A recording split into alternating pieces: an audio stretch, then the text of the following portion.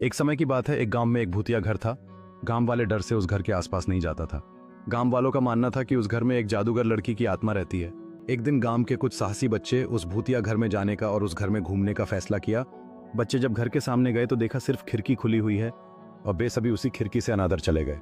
बे अंधेरे में घर के अंदर घूम ही रहे थे कि अचानक से खिड़की बंद हो गई। ये देखकर सारे बच्चे डर गए। अचानक से वह लड़की की बहुत बच्चों के सामने आई और जोर जोर से हंसने लगी और कहा कि अब तुम सब मेरी बंदी हो, मैं किसी को जिंदा नहीं छोड़ूंगी।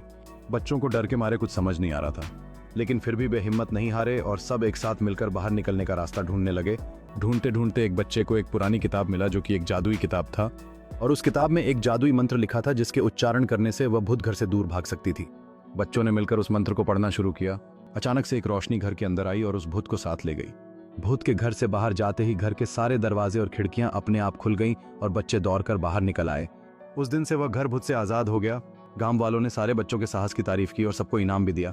आप अपने बच्चे